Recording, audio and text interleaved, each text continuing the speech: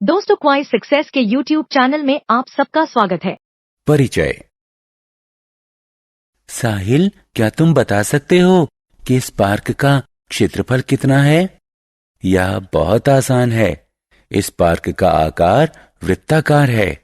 तो यदि हमें इस वृत्त की त्रिज्या की माप पता हो, हम पाई आर वर्ग सूत्र से इसका क्षेत्रफल ज्ञात कर सकते हैं।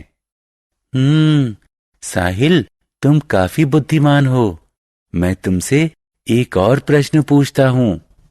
क्या तुम इस कूड़े के डिब्बे का पृष्ठीय क्षेत्रफल और आयतन बता सकते हो? मुझे नहीं पता कि किसी बेलनाकार वस्तु का पृष्ठीय क्षेत्रफल और आयतन कैसे ज्ञात करते हैं। क्या तुम इस प्रकार की वस्तुओं के पृष्ठीय क्षेत्रफल और आयतन जानने के इच्छुक हो? हाँ, मैं जानना चाहता हूँ। बच्चों, इस पाठ क्षेत्र मिति में हम कुछ 3D वस्तुओं का पृष्ठीय क्षेत्रफल और आयतन ज्ञात करना सीखेंगे। उद्देश्य। इस पाठ के अंत में आप निम्न करने में सक्षम हो जाएंगे। त्रिविमीय वस्तुओं का स्मरण करना, घन, घनाभ और बेलन के पृष्ठीय क्षेत्रफल ज्ञात करना, घन, घनाभ और बेलन जैसे ठोसों का आयतन ज्ञात करना। आइए स्मरण करते हैं। अपने पूर्व ज्ञान के सर्वेक्षण के लिए हम एक उदाहरण की चर्चा करते हैं। ये एक आयताकार बगीचे की आकृति है जिसकी लंबाई 30 मीटर और चौड़ाई 20 मीटर है। इस बगीचे को चारों ओर से घेरने वाली बाड़ की लंबाई क्या है? बाड़ की लंबाई ज्ञात करने के लिए हमें इस बगीचे का परिमाप यानी परिधि ज्ञात करने की आवश्यकता है, जो कि 100 मीटर है। आयत का परिमाप L लंबाई, W चौड़ाई, P परिधि। P बराबर W जोड़ L जोड़ W जोड़ L बराबर 2W जोड़ 2L बराबर 2W जोड़ L। द्वितीय, कितनी भूमि बगीचे द्वारा व्याप्त है? इस बगीचे द्वारा व्याप्त भूमि को ज्ञात करने के लिए हमें इसका क्षेत्रफल ज्ञात करने की आवश्यकता है, जो कि 600 वर्ग मीटर है। आयत का क्षेत्रफल बराबर लंबाई गुणा चौड़ाई। तृतीय, जैसा कि आरेख में दर्शाया गया है, इस बगीचे में फूलों की 2 आयताकार क्यारियां हैं, जिनमें से प्रत्येक का आकार 1.5 मीटर गुणा 2 मीटर है और शेष बगीचे के ऊपर घास है। घास द्वारा घिरा हुआ क्षेत्रफल ज्ञात कीजिए। घास से घिरा हुआ क्षेत्रफल बराबर बिना सीमेंट लगाए बगीचे का क्षेत्रफल घटाव 2 आयताकार क्यारियों का क्षेत्रफल। फूलों की क्यारी का क्षेत्रफल बराबर 1.5 गुणा 2 वर्ग मीटर बराबर 3 वर्ग मीटर। इस प्रकार घास द्वारा घिरा हुआ क्षेत्रफल बराबर 504 घटाव 2 गुणा 3 बराबर 498 वर्ग मीटर। समलंब का क्षेत्रफल। मुख्य सड़क के पास माला का एक भूखंड है। उसके पड़ोस के कुछ अन्य आयताकार भूखंडों के विपरीत इस भूखंड में केवल एक समानांतर विपरीत भुजाओं का जोड़ा है, इसलिए ये आकार में लगभग समलंब है। समलंब एक ऐसा चतुर्भुज होता है जिसमें समानांतर भुजाओं का केवल एक जोड़ा होता है। समलंब का क्षेत्रफल निम्नलिखित सूत्र द्वारा दिया गया है, जहां ए और बी समानांतर भुजाओं की लंबाई है और एच समानांतर भुजाओं के बीच लंबवत दूरी है। क्या आप इसका क्षेत्रफल पता लगा सकते हैं? आइए हम इस भूखंड के सिरों को नाम दें। ए बी के समानांतर डी ई खींचकर हम इसे दो एक आयताकार आकार के और दूसरा त्रिकोणाकार आकार के भागों में विभाजित कर सकते हैं, जो ई पर समकोण है। आप देख सकते हैं कि यहां हमें एक आयत ए बी ई डी और एक त्रिकोण डी ई सी मिला है। अब आयत के क्षेत्रफल और त्रिभुज के क्षेत्रफल का सूत्र स्मरण कीजिए और नीचे दिखाए गए अनुसार लागू कीजिए। आयत ए बी सी डी का क्षेत्रफल बराबर लंबाई गुणा चौड़ाई चूंकि लंबाई बराबर AD और चौड़ाई बराबर DE है, इसलिए हमें प्राप्त होता है आयत का क्षेत्रफल ABED बराबर AD गुणा DE बराबर 12 गुणे 20 बराबर 240 वर्ग मीटर। त्रिभुज DEC का क्षेत्रफल बराबर 1/2 आधार बटा ऊंचाई। क्योंकि DE बराबर 12 और CE बराबर 10 है, इसलिए हमें प्राप्त होता है त्रिभुज DEC का क्षेत्रफल बराबर 1/2 DE गुणा CE बराबर 1/2 10 गुणे 12 बराबर 60 वर्ग मीटर। अब जैसा कि नीचे दिखाया गया है, समलंब का क्षेत्रफल आयत ABED के क्षेत्रफल और त्रिकोण DEC के क्षेत्रफल के बराबर है। इसलिए हमें मिलता है समलंब ABCD का क्षेत्रफल बराबर आयत ABED का क्षेत्रफल जोड़ त्रिभुज DEC का क्षेत्रफल बराबर 240 जोड़ 60 बराबर 300 वर्ग मीटर। हम दोनों क्षेत्रफलों को संयोजन करके क्षेत्रफल को लिख सकते हैं और इस प्रकार समलंब के क्षेत्रफल को लिख सकते हैं। समलंब ABCD का क्षेत्रफल बराबर AD गुणा DE जोड़ 1/2 DE गुणा CE। सामान्य चतुर्भुज का क्षेत्रफल।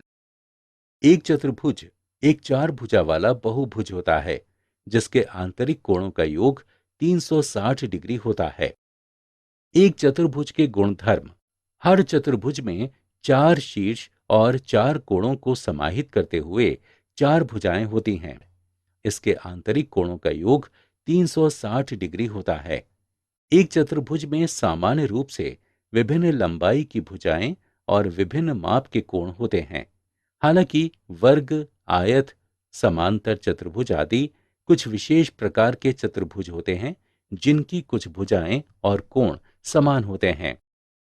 चतुर्भुज ABCD का क्षेत्रफल बराबर त्रिभुज ABC का क्षेत्रफल जोड़ त्रिभुज ADC का क्षेत्रफल,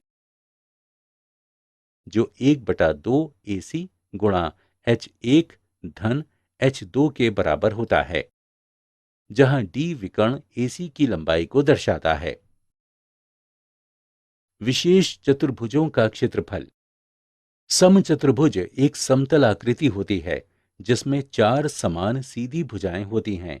समचतुर्भुज एक हीरे की तरह दिखता है। सभी भुजाओं की लंबाई समान होती है। एक समान चतुर्भुज के गुणधर्म। सभी भुजाएं समान होती हैं। सम्मुख कोण समानांतर होते हैं। विकर्ण एक दूसरे के लंबवत और समद्विभाजित करने वाले होते हैं। आसन्न कोण पूरक होते हैं। उदाहरण के लिए कोण A जोड़ कोण B बराबर 180 डिग्री।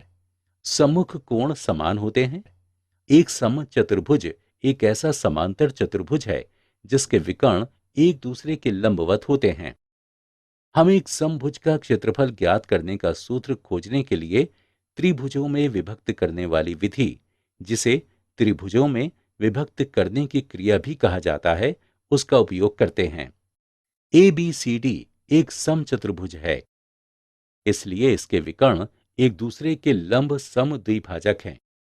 समचतुर्भुज ABCD का क्षेत्रफल बराबर त्रिभुज ACD का क्षेत्रफल जोड़ त्रिभुज ABC का क्षेत्रफल, जो 1/2 AC गुणा OD धन 1/2 AC गुणा OB के बराबर होता है, जो 1/2 D1 गुणा D2 के बराबर होता है, जहां AC का मान D1 और BD का मान D2 है। दूसरे शब्दों में एक समचतुर्भुज का क्षेत्रफल उसके विकर्णों के गुणनफल का आधा होता है। बहुभुज का क्षेत्रफल। एक बहुभुज एक बंद आकृति है जिसमें कम से कम 3 भुजाएं होती हैं। त्रिभुज, चतुर्भुज, आयत और वर्ग सभी प्रकार के बहुभुज हैं। इसके अलावा एक बहुभुज किसी भी आकार का हो सकता है और कितनी भी भुजाएं हो सकती हैं। बहुभुज के क्षेत्रफल की गणना करने के लिए कोई विशिष्ट सूत्र नहीं है। सबसे अच्छा तरीका है कि बहुभुज को आकृतियों में विभाजित किया जाए जिनके क्षेत्र की गणना व्यक्तिगत रूप से की जा सकती है। हम एक चतुर्भुज को त्रिभुजों में विभाजित करते हैं और इसका क्षेत्र ज्ञात करते हैं। बहुभुज के क्षेत्र को ज्ञात करने के लिए इसी तरह के तरीकों का उपयोग किया जा सकता है। दो विकर्ण AC और AD का निर्माण करके पंचभुज ABCDE को 3 भागों में विभाजित किया गया है। तो क्षेत्रफल ABCDE बराबर त्रिभुज ACD का क्षेत्रफल जोड़ त्रिभुज ACD का क्षेत्रफल जोड़ त्रिभुज AED का क्षेत्रफल। उस पर एक विकर्ण AD और दो लंब BF और CG का निर्माण करके पंचभुज ABCDE को 4 भागों में बांटा गया है। तो ABCDE का क्षेत्रफल बराबर समकोण त्रिभुज त्रिभुज AFB का क्षेत्रफल जोड़ असमांतर भुज यानी ट्रेपेजियम BFGC का क्षेत्रफल जोड़ समकोण त्रिभुज त्रिभुज CGD का क्षेत्रफल जोड़ त्रिभुज AED का क्षेत्रफल। सामान्य 3D आकार। क्या आप इन आकारों का स्मरण कर सकते हैं? हाँ, ये त्रिविमीय हैं क्योंकि इनमें लंबाई, चौड़ाई और ऊंचाई है। साबुन, खिलौने, टूथपेस्ट, स्नैक्स इत्यादि घनाकार, घनाभाकार या बेलनाकार बक्सों में आते हैं। आइए इनके पृष्ठीय क्षेत्रफल और आयतन के बारे में सीखें। घन का पृष्ठीय क्षेत्रफल। इस घन को देखिए। यह देखना आसान है कि घन में 6 पृष्ठ होते हैं और प्रत्येक पृष्ठ वर्ग होता है। अब घन का पृष्ठीय क्षेत्रफल का सूत्र ज्ञात करने के लिए मान लीजिए एक पृष्ठ की लंबाई a है।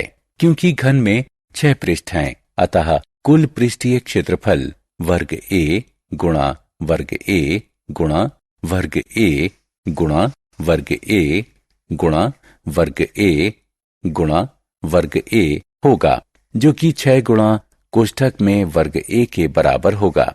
आइए एक उदाहरण लें। यह एक घन है जिसकी प्रत्येक भुजा 5 सेंटीमीटर के बराबर है, अतः इसका पृष्ठीय क्षेत्रफल 6a वर्ग होगा। a का मान रखिए। हमें प्राप्त हुआ 6 गुणा 5 गुणा 5, जो कि 150 वर्ग सेंटीमीटर के बराबर है। घनाभ का पृष्ठीय क्षेत्रफल। ईंट, चौक का डिब्बा, ज्यामिति बॉक्स, माचिस की डिब्बी और एक किताब के आकार का अनुमान लगाइए। हाँ, ये सही है। ये सभी घनाभ के उदाहरण हैं। घनाभ में 6 आयताकार समतल पृष्ठ होते हैं जिन्हें फलक कहते हैं। अतः आप कह सकते हैं कि ABCD, ABEF, BCHF, EFHG, ADGE और DCHG दिए गए घनाभ के फलक हैं। 2 आसन्न फलक एक रेखाखंड के अनुदिश मिलते हैं जिसे किनारा कहते हैं। हम देख सकते हैं कि घनाभ में कुल 12 किनारे होते हैं। घनाभ में 8 कोने यानी शीर्ष होते हैं। A, B, C, D, E, F, G और H घनाभ के शीर्ष हैं। मान लीजिए कि AB बराबर L, AE बराबर B और AD बराबर H। अतः घनाभ का कुल पृष्ठीय क्षेत्रफल 6 फलकों ABCD, ABEF, BCHF, EFHG, ADGE और DCHG के पृष्ठीय क्षेत्रफल के योग के बराबर होगा, जो कि कोष्ठक में LH जमा LH जमा BH जमा BH जमा LB जमा LB है। इसलिए घनाभ का कुल पृष्ठीय क्षेत्रफल 2 कोष्ठक में LB जमा BH जमा HL के बराबर होगा। घनाभ के पृष्ठीय क्षेत्रफल का उदाहरण। ठीक है, आइए एक उदाहरण लें। आप एक घनाभ देख रहे हैं जिसकी लंबाई 6 सेंटीमीटर, चौड़ाई 3 सेंटीमीटर और ऊंचाई 4 सेंटीमीटर है। इसके पृष्ठीय क्षेत्रफल की गणना करना कठिन नहीं है, क्योंकि अब हमें सूत्र पता है। अब सभी मान स्थापित करते हैं, जिससे हमें घनाभ का पृष्ठीय क्षेत्रफल ज्ञात होता है, जो कि 108 वर्ग सेंटीमीटर के बराबर है। बेलन का पृष्ठीय क्षेत्रफल। आपने पतला कैन, पानी की पाइप, प्रयोगशाला का बीकर, पाउडर का डिब्बा इत्यादि बहुत से ठोस देखे होंगे, जिनका आकार लंबवृत्तीय बेलन जैसा होता है। आप चकित होंगे कि लंबवृत्तीय बेलन क्या होता है। लंबवृत्तीय बेलन एक ठोस होता है, जिसकी रचना इसके एक पृष्ठ, जो स्थिर रहता है, के चारों तरफ एक आयत के लिपटने से होती है, और लंबवृत्तीय बेलन के सिरे या आधार सर्वांग समवृत्त होते हैं। बेलन का कुल पृष्ठीय क्षेत्रफल ज्ञात करने के लिए हमें दो आधारों और आयत के क्षेत्रफल की गणना करनी होगी। एक वृत्त का क्षेत्रफल पाई आर वर्ग, अतः दो वृत्तों का क्षेत्रफल 2 पाई आर वर्ग होगा। आइए अपने आयत को ध्यान से देखें, क्योंकि इसी आयत को लपेटा गया है, अतः इसकी ये भुजा परिणाम स्वरूप बनने वाले वृत्त की परिमाप बन गई है। अतः आयत का लपेटा हुआ भाग 2 गुणा पाई गुणा आर के बराबर होगा, जो कि वृत्त का परिमाप होता है। आयत का क्षेत्रफल ज्ञात करने के लिए h का 2 गुणा पाई गुणा आर से गुणन कर दीजिए, जो कि 2 गुणा पाई गुणा आर गुणा h बराबर होगा। इस प्रकार एक बेलन का कुल पृष्ठीय क्षेत्रफल 2 गुणा पाई गुणा आर वर्ग जमा 2 गुणा पाई गुणा आर गुणा h के बराबर होगा। बेलन के पृष्ठीय क्षेत्रफल का उदाहरण। आइए इस बेलन का पृष्ठीय क्षेत्रफल ज्ञात करें। दिया गया है कि इस बेलन की त्रिज्या 7 सेंटीमीटर है और ऊंचाई 12 सेंटीमीटर है। क्या आपको बेलन का कुल पृष्ठीय क्षेत्रफल ज्ञात करने का सूत्र याद है? हाँ, ये 2 गुणा पाई गुणा आर वर्ग जमा 2 गुणा पाई गुणा आर गुणे h के बराबर होता है। अब इस सूत्र में मान रख दीजिए। अतः 2 गुणा 22 बटा 7 गुणा 7 गुणा 7 जमा 2 गुणा 22 बटा 7 गुणा 7 गुणा 12। इससे बेलन का पृष्ठीय क्षेत्रफल प्राप्त होता है, जो 836 वर्ग सेंटीमीटर के बराबर है। आत्म मूल्यांकन। आइए आपका ज्ञान परखें। संबंधित स्थान में सही विकल्प चुनकर लगाएं। घन का आयतन। किसी वस्तु द्वारा घिरी हुई जगह को उसका आयतन कहते हैं। हम जानते हैं कि घन की सभी पृष्ठों की लंबाई एक समान होती है। मान लीजिए कि इस घन की लंबाई L है। घन का आयतन ज्ञात करने के लिए हमें घन के क्षेत्रफल A को L से गुणन कर देना है। अतः इन 3 L का एक साथ गुणन करने पर हमें L घन प्राप्त हुआ। इस प्रकार आयतन का सूत्र है V बराबर घन L। ठीक है, आइए एक अन्य उदाहरण लें। यहां हमारे पास एक घन है, जिसकी प्रत्येक पृष्ठ की लंबाई 3 सेंटीमीटर है। आइए इसका आयतन ज्ञात करें। इसे हल करने के लिए हमें सूत्र V बराबर घन L का प्रयोग करना होगा। क्योंकि हम जानते हैं कि घन के प्रत्येक पृष्ठ की लंबाई 3 सेंटीमीटर है, हम 3 को L की जगह रख सकते हैं। 3 की घात 3 3 गुणा 3 गुणा 3 के बराबर होगा। इससे 27 प्राप्त हुआ। आइए इसे यहां लिख लें। क्योंकि लंबाई का मात्रक सेंटीमीटर है, इसलिए आयतन का मात्रक घन सेंटीमीटर होगा। अतः इस घन का आयतन 27 घन सेंटीमीटर है। इसलिए बच्चों, अब आप भी ऐसे सवालों को हल कर सकते हैं। घनाभ का आयतन। इस घनाभ को देखिए। हम जानते हैं कि ये त्रिविमीय आकार है, जिसमें लंबाई, चौड़ाई और ऊंचाई मापे होती हैं। घनाभ का आयतन ज्ञात करना बहुत ही सरल और आसान है। सिर्फ घनाभ की लंबाई, चौड़ाई और ऊंचाई का गुणन कर दीजिए। आपको घनाभ का आयतन प्राप्त हो जाएगा। आइए इस घनाभ का आयतन ज्ञात करें। तीनों विमाएं दी हुई हैं। इस घनाभ का आयतन ज्ञात करना काफी आसान है। बस तीनों संख्या का गुणन कर दीजिए। अतः इस घनाभ का आयतन 200 घन सेंटीमीटर है। बेलन का आयतन। छात्रों, अब हम इस बेलन के आयतन की गणना करेंगे, जो कि बहुत आसान है। इस बेलन की त्रिज्या r और ऊंचाई h है। आयतन ज्ञात करने के लिए हम आधार के क्षेत्रफल से ऊंचाई का गुणन करेंगे। अतः बेलन का आयतन पाई r वर्ग h के बराबर है। आइए अब एक उदाहरण देखें।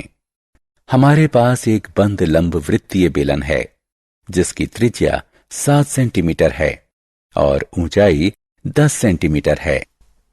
आइए इसका आयतन ज्ञात करें। हम जानते हैं कि बेलन का आयतन का सूत्र पाई r वर्ग h है। अब मान रखने की आवश्यकता है। अतः ये हुआ 22/7 गुणे 7 गुणे 7 गुणे 10। इसके परिणाम स्वरूप हमें 1540 घन सेंटीमीटर प्राप्त हुआ। इसलिए इस बेलन का आयतन 1540 घन सेंटीमीटर है। सारांश। आइए हमने जो कुछ सीखा है उसे संक्षेप में दोहराएं। किसी ठोस वस्तु का घेरा बनाने वाली समतल आकृतियों के क्षेत्रफल के योग को उस वस्तु का पृष्ठीय क्षेत्रफल कहते हैं। पृष्ठीय क्षेत्रफल किसी वस्तु द्वारा घिरी हुई जगह को उसका आयतन कहते हैं। दोस्तों, आपका क्वाइज सक्सेस में स्वागत है। अब बिना समझे रट्टा मारने की कोई जरूरत नहीं। हम लेकर आए हैं पढ़ाई का एक नया तरीका, जहां 3D animated videos, AI powered test series और ई बुक्स में MCQs और माइंड मैप्स का परफेक्ट कॉम्बिनेशन मिलता है। क्लास 8 से 10 के स्टूडेंट्स के लिए फाउंडेशन कोर्स और क्लास 11 और 12 के स्टूडेंट्स के लिए सक्सेस ब्लूप्रिंट कोर्स, ये सब IIT और IIM अलुमनी के सहयोग से तैयार किया गया है, ताकि आपको मिले सबसे भरोसेमंद और रियल एग्जाम एक्सपीरियंस के साथ कॉन्फिडेंस बूस्ट। चाहे इंजीनियरिंग एंट्रेंस हो, मेडिकल एंट्रेंस हो या कोई भी कम्पिटिटिव एग्जाम, अब सक्सेस आपकी मुट्ठी में है। हजारों स्टूडेंट्स पहले ही जुड़ चुके हैं, अब आपकी बारी है। पढ़ो अपने घर से, अपने समय के अनुसार, अपनी सुविधा से। बस QR कोड स्कैन करो और क्वाइज सक्सेस मोबाइल ऐप अभी मुफ्त में डाउनलोड करो। मॉक टेस्ट्स दो, प्रैक्टिस करो और अपने मार्क्स में फर्क देखो। और हाँ, हमारे YouTube चैनल क्वाइज सक्सेस पर रोज देखो नए वीडियो कोर्सेज के लिए। चैनल को सब्सक्राइब करो और अपने दोस्तों को भी जरूर बताओ। धन्यवाद।